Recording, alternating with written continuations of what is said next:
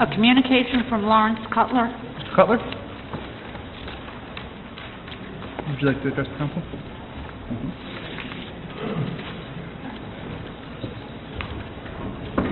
Can you just identify yourself and your address, please, Mr. Cutler? My name is Lawrence Cutler. I live at 492 Bellevue Avenue at Vernon Court in Newport.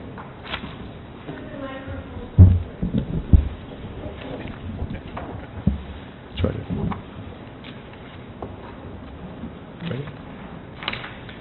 I'm Lawrence Cutler. My wife Judy and I are permanent tax-paying residents of Newport. We founded the tax-paying nonprofit Illustration Museum in 1998 and the tax-paying 3-acre Olmsted Park, and we maintain it.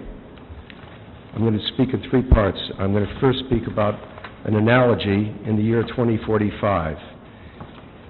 I want to share a prophetic analogy. Let us presume for a few minutes that Judy and I gift the Olmsted Park to the city in 2015, and further presume that in 2045, those persons running the Illustration Museum and the park form a nonprofit organization called the Newport Regurgitation Foundation. The Regurgitation Foundation decides it wants to pay a tribute by building a monument. They hire a famous designer of nightclubs and the like to design the so-called monument, primarily to get great publicity.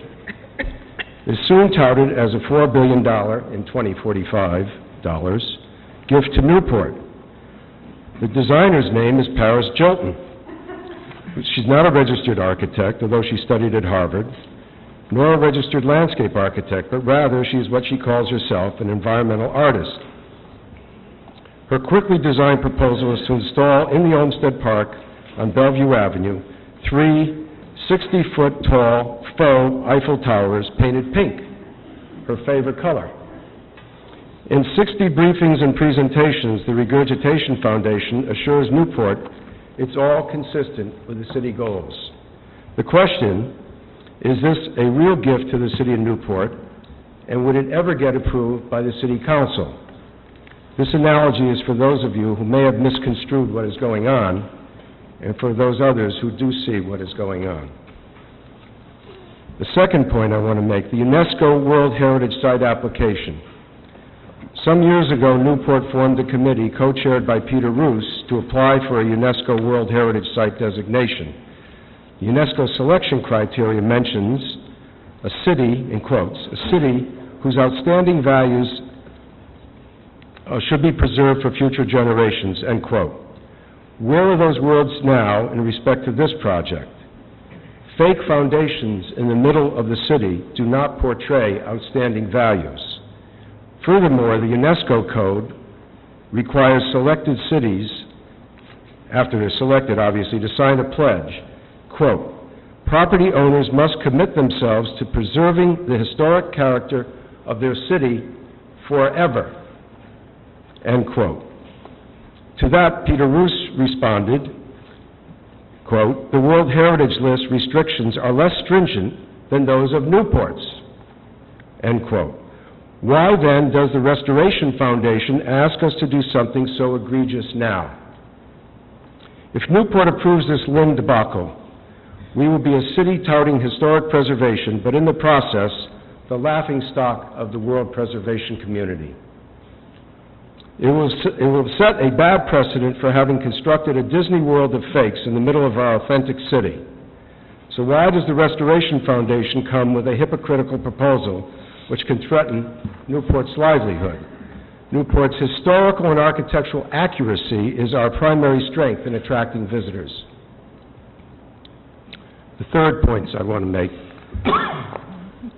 are the Restoration Foundation and the Maya Lin proposal are a fiction. Number one, it is a fiction to say that if the city does not accept this gift, the donors will never give to Newport again.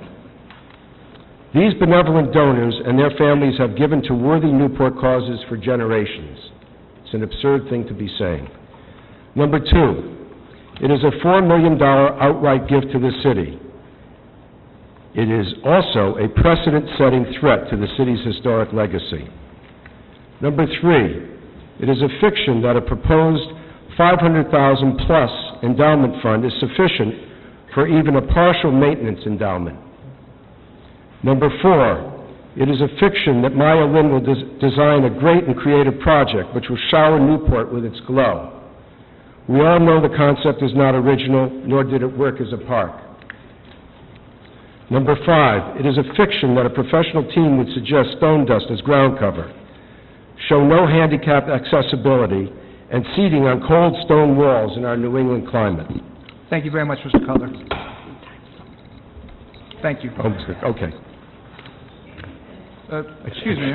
My wife says I can finish. We have a 5-minute limit. Thank you very much. Okay, Excuse me. Thank you very much. okay. Just identify yourself with your address, please. My name is Andrew Siegel. I live at 24 Mill Street. My wife Karen. Has a little bit to do with what Lawrence was saying, and just because someone has presented the city of Newport with a gift, it's kind of in a take it or leave it state, but then it has been modified because no one initially liked some of the ideas. Just because we believe it provides an improvement for the park may not be as good a reason to accept the gift, especially if there's a flaw in the gift. I've heard a number of council members state they could find a lot better ways to spend $3.5 million gift.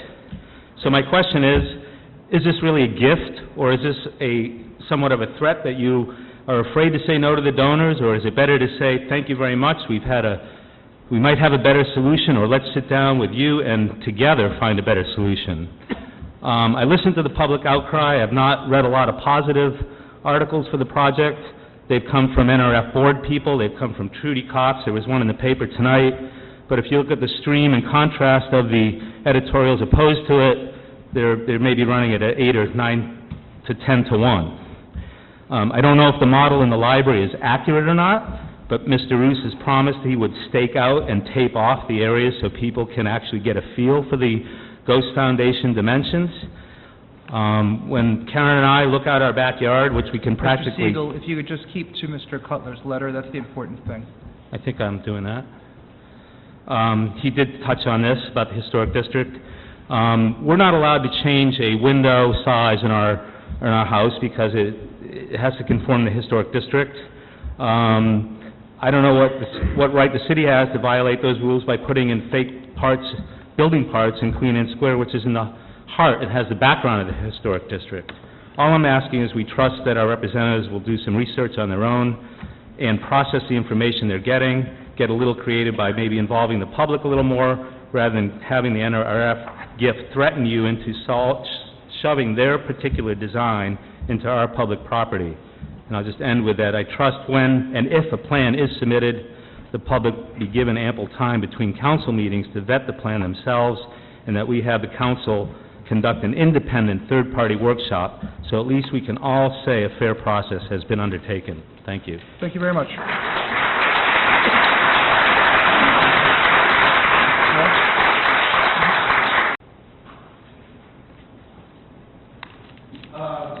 I would just like to say, If you could just, anagram or something about home. Mr. Walsh, can you just identify yourself? with the Oh, address, hi, please? my name's Mike Walsh, I live at 7 Hall Avenue.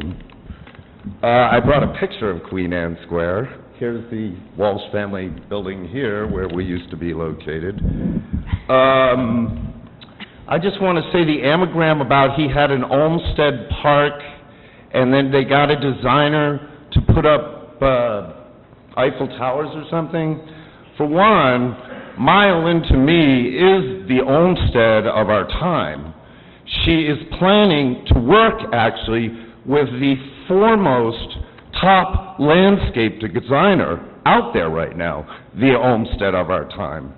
So Newport has this fantastic opportunity to get the best in the field, and we can do something new and change. And to me, change is vital to a community. The only thing that is going to keep a community in touch with now and with the future is change. The last time I was down on Queen Anne Square, I'm walking by, like 6 drunks, you know, some kids. I've been looking at it a lot now. Excuse me. Mr. Walsh, you need to stick to Mr. Cutler's letter. Well, the letter, excuse me! Excuse me, ma'am, you will be removed. Mr. Walsh, please stick to Mr. Cutler's letter. Okay, I'm sorry, I'll come back then when you are going to take a vote on it. Thank you very much. But I don't understand his whole anagram and this kind of comparing Maya Lin to something odd to me is Thank you very much, just weird. Mr. Walsh. Would anyone else like to be heard on Mr. Cutler's letter? Ma'am.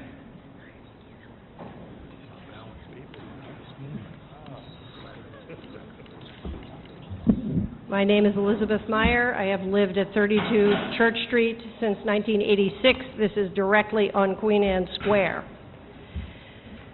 I would like to have it clarified when City Council is going to vote on this, because no one in the public knows. Please, can we hear that answer tonight, Mr. Mayor? I don't have an answer because we don't have a proposal before us, but when the Monument Foundation puts forward a plan, it will be readily available to all the public. There'll be notice given on our City Council docket that it'll be voted upon. I think, my understanding is, the Restoration Foundation hopes for December 14th. And currently, begging your pardon, sir, but to clarify, in the library, that model, that is not the current proposal, is that correct? That, your guess is as good as mine in that that's what they've put forward as a scaled model. That's the only thing that is out there. And so when a proposal is put forward, it will be made public so that the elements of it are available for people to comment on. Definitely. Thank you very much. I really appreciate that, Mr. Thank you. Mayor. Thank you. Anyone else on Mrs. Cutler?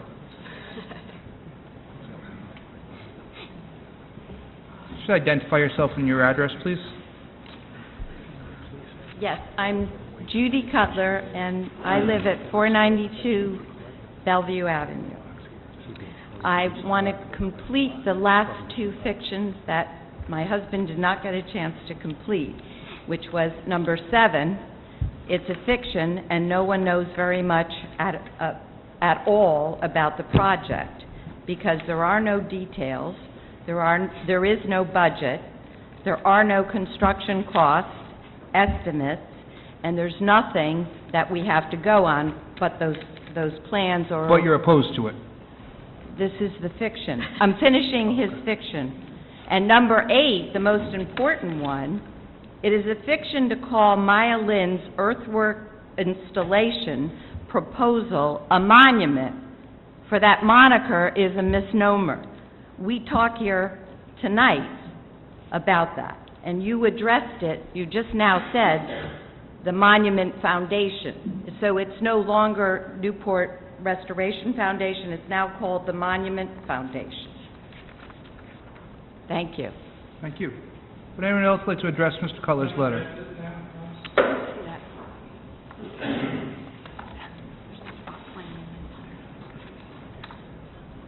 Honorable Mayor and Council, my name is Dale Clark, 398 Thames Street, Newport.